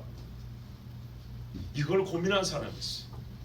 그래서 자기를 팔아먹기까지 한 이 천하의 악한 형들을 하나님의 사람으로 옮겨오는 데는 얼마만큼의 수고가 필요하고 지혜가 필요한지를 요셉은 누구보다 잘 알았다 이 말입니다.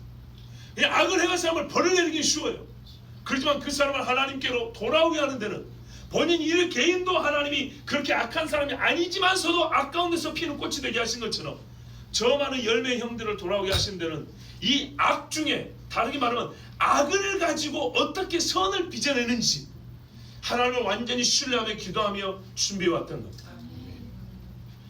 그렇다면 여러분, 우리는 이제 여기서 어제의 질문 중에 한 가지의 답을 어렴풋하게나마 찾을 수 있습니다. 어떤 의미에서는 이보다 더한 답을 찾는 것은 과욕일 수도 있습니다.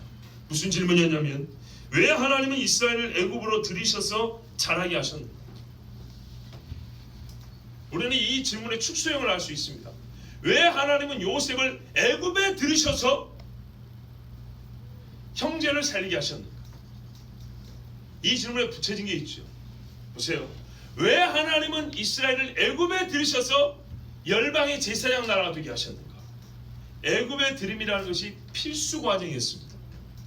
그런데 희한하게 재밌는 게 있습니다. 이스라엘 백성에게 구원이 임할 때, 또는 구원의 예표적 사건을 보여줄 때는 항상 이스라엘이 대제국의 종살이 했을 때라는 겁니다. 히브리인의 어원 에벨은 물론 성경 외에 우리가 기록이나 전술로 듣지만 바벨론에서 나온 사람입니다. 그래서 강을 건넌 사람 이야기를 합니다. 고대 바벨론 니므롯 제국에서 나온 사람입니다. 에블라. 그래서 아브라함이 자기 며느리를 찾지 어디로 가요? 바단 아람으로, 조상들이 살고 있는 그곳으로. 두 번째, 애굽에 종살이 할 때 하나님 출애굽시켜줍니다. 세 번째, 바벨론 페르시아 종살이 할 때 하나님이 거기서 끄집어내 주십니다. 네 번째, 로마의 종살이 할 때 예수님을 보내주십니다. 다섯 번째, 적그리스도 제국에 치하했을 때 메시아 오셔서 그의 백성들을 끌어내 주십니다. 항상 공통적입니다. 그러면 우리는 하나님이 왜 이스라엘을 애굽에 넣으셨는가를 생각할 때는 이 전체적인 이 공통점에서 답을 찾으면 조금 더 수월합니다. 우리의 수준에서 딱 먼저 드는 생각이 뭡니까?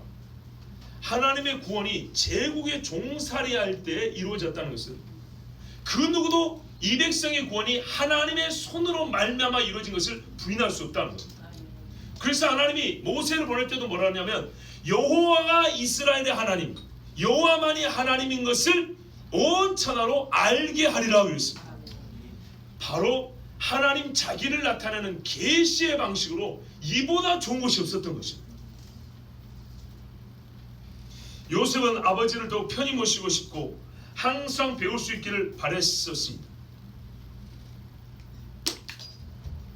그렇지만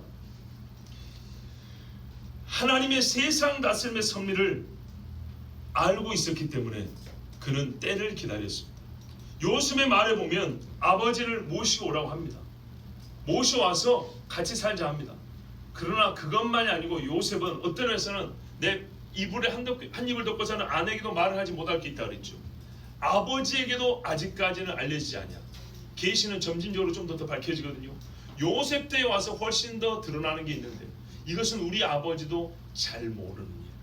그래서 아버지에게는 나중에 이야기를 했을 겁니다. 아마 서로 대화를 했긴 했을 건데 이스라엘이 애굽에 들어와야만 한다는 것, 하나님의 하나님 되심을 나타내기 위해서, 하나님이 구원이 무엇인가를 이 세상에 보여주기 위해서 하나님께서 이스라엘을 애굽에 들어오게 하셨습니다. 그런데 역시 재밌는 게 뭐냐, 애굽에 들어왔을 때 이스라엘은 그대로 멈춰있거나 쇠락하지 않고 융성해졌다는 겁니다. 희한하게 그렇습니다.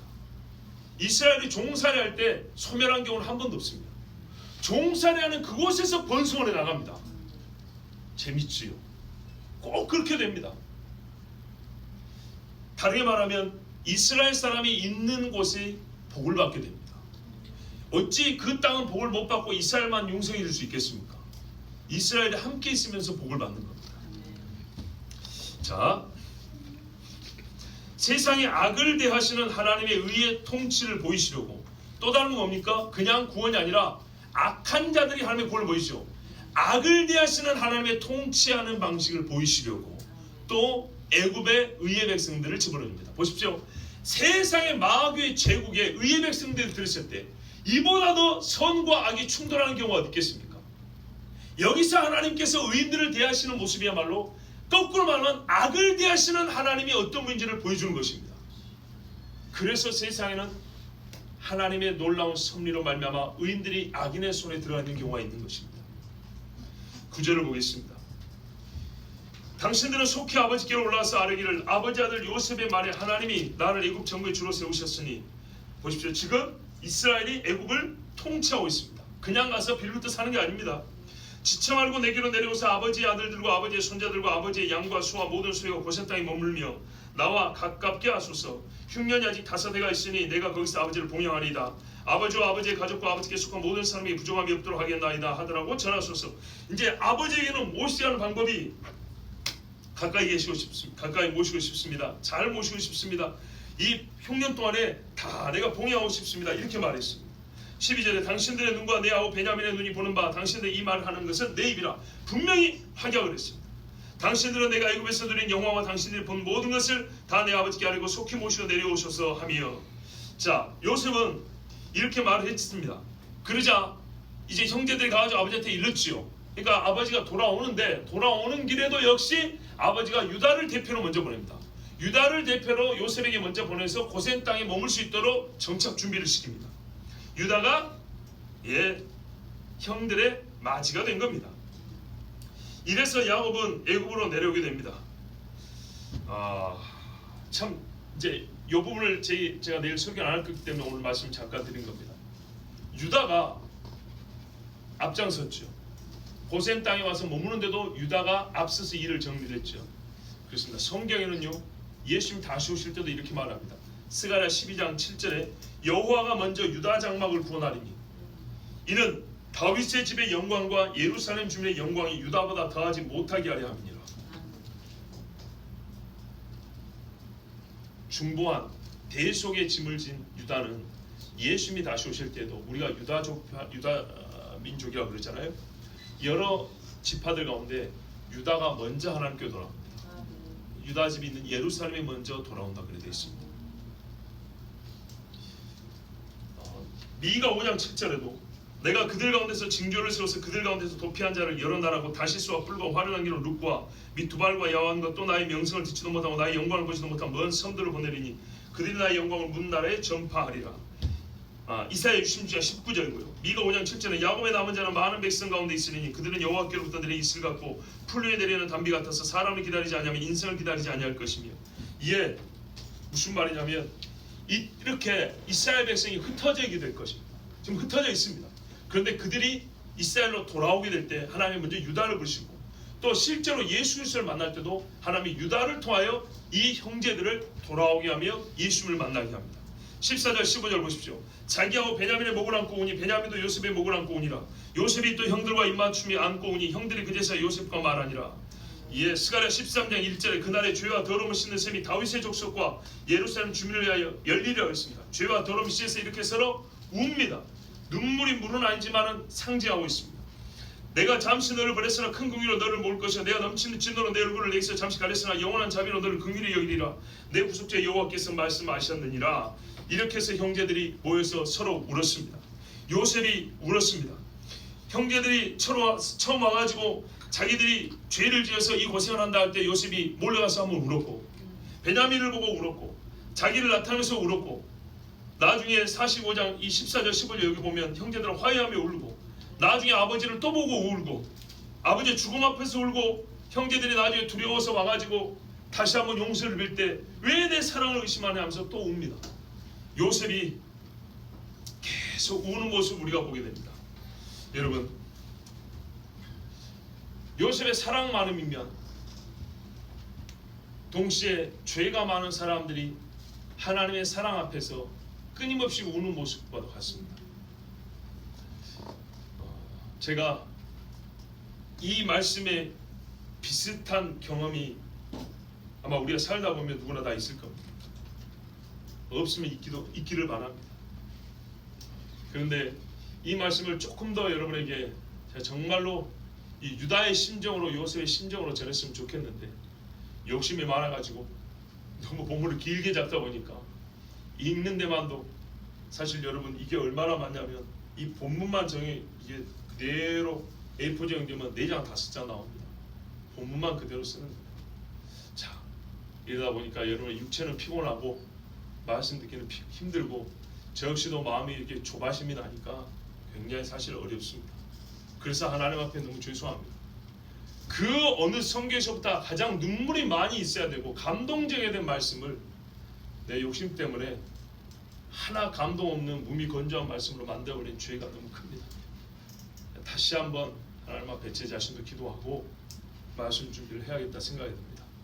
여러분 동시에 여러분도 기도하고 이 자리에 오십시오. 어렵게 힘들게 오지 마시고 기도하고 오십시오. 찬양팀도 기도하고 정말 찬양 준비하시고 여러분 저도 여기서 기도할 때 남들 위해서 열심히 기도하지 않습니까? 그죠? 여러분도 여기 와가지고 헛되이 시간 안 보내려면 저를 위해서 기도를 많이 하고 오셔야 됩니다. 나는 내 몫을 준비하고 나는 그냥 와서 앉아있으면 이게 아니고 같이 하나님 앞에 은혜를 받으려면 많이 기도하고 오셔야 됩니다. 이 시간을 기뻐하는 이는 하나님이요 싫어하는 이는 마귀요 그러니 우리 마음이 나뉘고 빼앗길 수밖에 없습니다. 하나님 앞에 기도하고 참 설교하고 이런 말 하기는 정말 오랜만인데 죄송합니다. 진짜 은혜로운 말씀인데 이거는 읽기만 해도 눈물이 나야 되는데 내가 눈물로 오히려 쏙 들어가게 해버리는 설교를 해서 진짜 내가 할 말이 없습니다. 다만 여러분 그럼에도 불구하고 여러분이 말씀을 직접 보고 직접 하나님 앞에 묵상하며 은혜를 받을 수 있기 때문에 같이 기도하시고 또 내일을 주님 앞에 소망하길 바랍니다. 우리 이 시간에 함께 기도하겠습니다. 여러분 받은 하나님의 부르심과 사명을 다하십시오.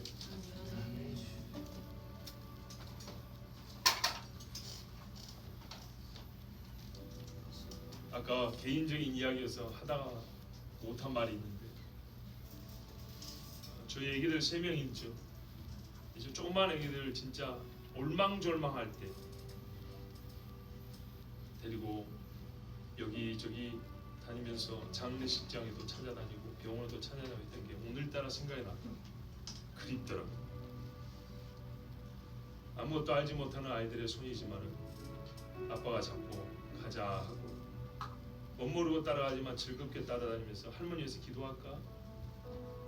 저기 사진에 있는 할머니가 예수님 잘 믿었던 권사님이래. 예수 믿는 사람은 죽어도 하나님께 영광한다. 병원에 오면 너희들 병문교로 옮긴다고 사람들이 모르게 하는데 그렇지 않다. 너희가 이곳에 와야 하나님께 은혜를 받고 하나님 살아계심을 알 수 있다. 그때가 그립다. 시간은 쉬이 갑니다. 아름다울 때가 지나갑니다. 우리가 사명을 감당할 시간도 길지 않습니다. 절대로 오늘이 가면 내일은 오늘이 되지 않습니다. 하나님 아버지 앞에 오늘 해야 할 일을 감당하시고 우리가 지금 이 세대에 받은 직분을 감당하시고 유다의 자리에 있으면 유다의 직무를 감당하고 요셉의 자리에 있으면 요셉의 책무를 다하십시오. 내가 베냐민이라고 해서 나는 아무 책임이 없는 것도 아니고 나는 야곱이라고 해서 자녀들에게 명령하는 자리에 있는 것도 아닙니다. 우리 모두가 하나님 앞에 구원받은 믿음의 공동체로서 각기 해야 할 일이 있습니다. 하나님 아버지 가르쳐 주시옵소서.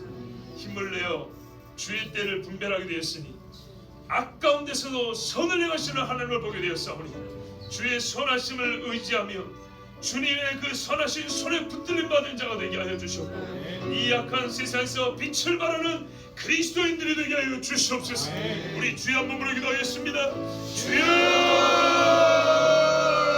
하나님 아버지 감사합니다. 오늘도 주님 사랑하는 백성들을 부르시며 여호와를 경외하게 하여 주시며 아버지의 말씀 앞에 은혜를 불러주시고 하나님을 찬송 사는 백성이 되게 하여 주시며 여러 악중에서 우리를 구원하시고 우리의 삶의 악가운데서 우리를 힘있게 하여 주시며 어두운 데서 밝음으로 불러내어 주신 아버지 하나님 감사합니다. 주의 권세와 능력 아래 있습니다. 주 하나님이 나를 사랑하시고 알고 주 하나님이 나를 기뻐하시고 것을 알고 오늘 우리가 이 자리에 섰습니다.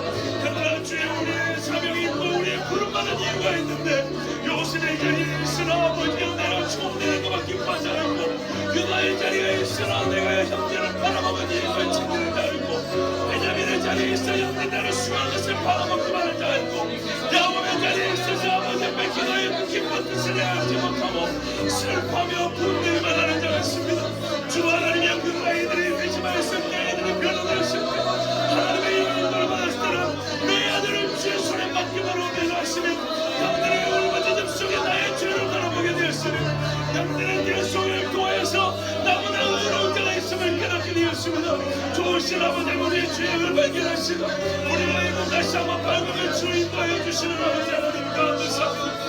우리의 세대 우리의 시대 우리가 마땅히 해야 할 있으며 우리가 세야 할 자리가 있으며 우리가 죄 앞에 당도해야 될 기도가 있습니다. 제국에 사로잡혀 있는 자들이지만 이 세상의 더러운 세력 속에 우리가 들어있지만 그래도 하나님을 찾습니다. 하나님의 가운데서 여호와의 통치를 보고 싶습니다. 우리가 애굽을 다스리는 자가 되게 하여 주옵소서. 요셉의 애굽을 다스린 같이 우리가 바로의 아버님을 다스리는 자가 되게 하여 주시고 악을 제하며 선을 이루며 하나님의 선한 역사를 보는 게 되게 하여 주시옵소서. 아버지 하나님 왜 우리는 이렇게 게으릅니까? 왜 우리는 이렇게 게으릅니까? 우리가 세상에 한 걸음 앞입니다. 유다와 같이 한 걸음을 앞으로 나와야 되는데 우리는 이 한 걸음을 나가기 어려워서 이렇게 게으릅니다. 주 하나님 도와주세요. 도와주세요.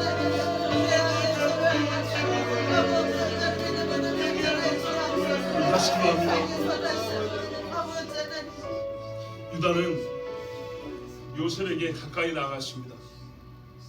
요셉은 형들과 자기를 그 형들과의 그 만남에서 애굽 사람을 나가라 하였습니다. 지금 어느 때보다도 유다가 형들이 요셉을 판 이후로 형들이 가장 가까워진 시간이었습니다.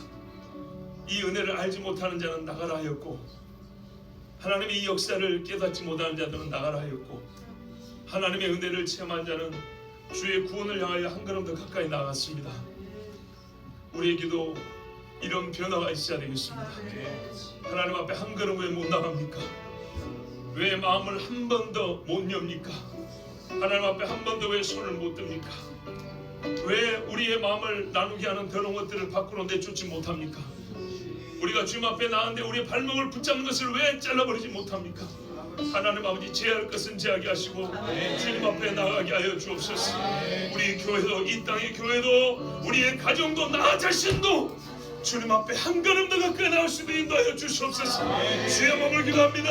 주여 하나님 아버지 오늘 내가 주의 말씀을 준비하며 오늘 내가 주의 말씀을 준비하고 제자들 앞에 설 때 주님은 분명히 나에게 감동 주시는 골방에 무릎을 꿇고 기도하라 했는데 내가 그걸 잊어버리고 왔습니다. 주님 앞으로 한번은 더 나아야 될 것을 나는 그 말씀을 잊어버리고 외면하고 나왔습니다. 오늘 이렇게 감동 주고 놀라운 아버지의 성령의 말씀을 보면서 나는 아버지가 사전을 굴듯이 옛날 역사책 굴듯이 말했습니다. 한 걸음 걷고 높여 나아가는 주의 말씀을 듣지 않은 나의 죄와 하나님 아버지 하나님 용서해 주시옵소서. 우리의 삶에서 아버지가 나를 부르실 때 한 발자국 더 나아가게 하여 주시고 한 걸음 내디도 달리게 하여 주시옵고 한 번 더 엎어져 주님 앞에 기도하는 백성이 되게 하여 주시옵소서. 주님 앞에 나의 마음을 열지 못해 붙잡는 더러운 것을 잘라주시옵소서. 사단의 수모가지를 잘라주시옵고 가을은 쇠사슬을 끊어주시옵고 용의 그물과 우리의 사로잡는 가면들을 다 끊어주시옵고 불로 수면해 주옵소서. 예수를 만나지 못하는 것을 모든 것을 끊어버려 주시옵소서. 주님을 알아가겠습니다. 주님이 우리를 보내주시옵니다. 주님을 만나고 주님을 가까이하며 우리의 육체의 조동을 다 끊어주시옵소서. 주님 앞에 한 걸음 더 나갈 수 있도록 한 걸음 더 가까이 나갈 수 있도록 주님의 인도를 주시옵소서.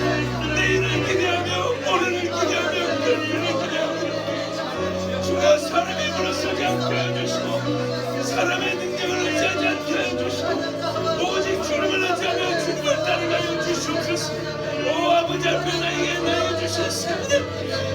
새 말씀을 구합니다. 주님 허락하여 주시옵소서. 저만을 박살내 주시고 거만한 마음을 찌그러 주시옵고 부풀어 있는 마음을 납작하게 하여 주시옵소서. 이 종을 주님 꿈에서도 생시어서 주님 앞에 겸손하게 하여 주시고 공적인 자리에서 개인적인 자리에서 하나님 앞에 겸손한 종으로 세워주시옵소서. 주님 제발 도와주세요. 주님 제발 도와주세요. 우리 하나님 기도합니다. 이 나라가 악인의 손에 있음과 교회가 사단의 권세 속에 사로잡혀가는 것을 봅니다. 바벨론이 이름을 벌리고 있지만 교회가 스스로 그 입속으로 들어갔습니다. 하나님 이제는 나와야겠습니다. 깨어나게 해주시옵소서. 우리 세대 통일도 주시옵소서. 저 높은 계마공원에 하나님 앞에 예배 초소를 세우게 하여 주시옵고 아버지 하늘과 가까운 그곳에서 주님을 불러 찬송케 하여 주시옵소서. 우리나라의 악법들을 제하여 주시옵고 거룩한 자들 뜻 있는 자들이 거리에서 소리치며 외칠 때 우리가 그들과 함께 있게 하여 주시옵고 아버지 에스더와 모르드게가 뜻을 정해 기도할 때 우리도 함께 금식하게 하여 주시옵소서. 교회가 살아야겠습니다. 하나님 인도하여 주옵소서. 뒤서는 자가 되지 않게 없어서 루벤같이 부끄러운 자가 되지 않게 없어서 주여 한 몸을 기도합니다. 주여 기도할수록 기도할 능력을 주시는 아버지 하나님이여 간구할수록 간구할 마음을 부어주시는 하나님이여 주님을 부를수록 우리 입에 힘을 내어주시고 힘을 주시는 아버지 하나님이여 감사합니다. 유다와 지나서게 없어서 불의한 자의 판단 앞에 나서서 말하게 하여 주셨고 경계를 살리는 자의 나의 목소리를 아끼지 않게 하여 주옵소서. 누구같이 비협방에 있으며 아버지와 자기 생생되는 데는 앞서처럼 실제로 자기의 헌신과 희생이 필요할 때는 위해서는 아버지와 말뿐인 장사로 되지 않게 하여 주셨고 실제로 형제들을 책임지고 우리의 형제는 목숨을 책임지는 장자를 하여 주시옵소서. 우리의 세대에 도움을 주사 개마원의 예배 초소에서 하나님의 자녀들의 꿈을 생각을 길을 닦고 올라가게 하여 주시고 아버지와 바산 놀란 꿈과 이 땅의 개마원에서 한나라의 주의 아버지를 장수하는 역사를 하여 주옵소서. 주여 백두산이 높다니 하나님의 보호자가 되겠습니다. 에베레스트 높다니 아버지의 보호자가 되겠습니다. 저 마리아의 막힌 땅을 아버지께서 손가락을 찔러넣으면 그 바닥을 긁어버릴 수가 있습니다. 거룩하신 아버지 하나님 우리가 하나님의 눈밖에 어디에 그칠 수 있겠습니까? 누가 하나님의 손을 벗어날 수 있겠습니까? 우리는 다 주의 안에 있습니다. 주님의 보고 계시며 주님의 우리를 살피시며 감찰하시오니 우리가 주님 밖에서 하는 일이 없게 해주시고 우리가 세야의 자리 오다의 자리 용심의 자리라면 유단처럼 믿음의 목숨을 바치는 자리라면 예수의 목숨을 바치는 자리 밖에서 없어서 기도하여 바치는 자와 찬송자와 함께 하여 주셨고 저 담배를 꿈보다는 찬송 소리 우리 목소리를 가시고 지금을 끌고 올라오는 기도 소리에 나의 소리가 섞이지 않고 올라오는 법이 없어서 우리 교회가 기도하고 이 나라 교회가 기도하고 그러는 없어서 각가지 가정의 눈을 뜨사오는 비밀하게 없어서 어머니들의 자녀들에게 말씀을 가르쳐 여호와의 일을 받들어 가르치고 대한민국 조선이지만 할아버지 이 대한민국의 유교 정통이 아니라 하나님 말씀 전통으로 각가지 소지가 이루어졌소서. 여호와의 법이 가운데 되게 하시고 가정의 법도가 되게 하여 주시고 학교의 교육이 되게 하여 주시옵소서. 나라의 법이 되게 하여 주시옵소서. 아버지 하나님 한 걸음을 더 나오겠습니다. 거룩한 자리에 서 있겠습니다. 주님 도와주시옵소서. 이의 마음을 깨끗하고 정결하게 하여 주옵소서. 이 시간에 아버지의 백성들을 불러와 주시고 하나님의 자녀들을 같이 예배하게 하여 주시고 주님을 찾는 시간이 없어서 세상에 유명한 공간사도 많고 말잘하는 강사도 많고 똑똑한 선생들도 많습니다. 그러나 아버지 하나님이 나를 세우시고 내 앞에 이 성도를 도와주셨사오니 우리가 주님을 함께 만나며 함께 아버지의 말씀을 믿습니다. 주님 도와주세요. 나를 통하여 이 백성을 위하여 주시는 여호와의 목소리를 듣게 하여 주시옵소서. 허락하여 주시옵소서. 주님 허락하여 주옵소서. 머리는 아무 생각 없이 입만 따글따글 느끼고 되지 아니하고 우리의 생각과 목소리에 항상 하나되어 아버지 앞에 아래는 기도를 되게 하여 주시옵소서. 각 백성들과 같이 어린아이들을 세워주셨사오니 모든 어린아이들이 어렸을 때 여호와 죄에 빠지지 않게 해주시고 사랑으로 길어갈 수 있도록 주님 도우시옵소서. 주님 우리 발걸음을 붙잡아 주세요. 명체를 의지하지 않겠습니다. 사람의 지혜를 의지하지 않겠습니다. 주님 내 손과 발과 입술과 눈과 생각을 주관하여 주시옵소서. 여러분 개인이 가지고 기도 제목을 가지고 아뢰십시오. 간절히 아뢰시고 주님 눈앞에 있으면 살려달라 하시고 여러분 기대하세요. 생각지도 못한 아픔이 있을 겁니다. 기다리십시오.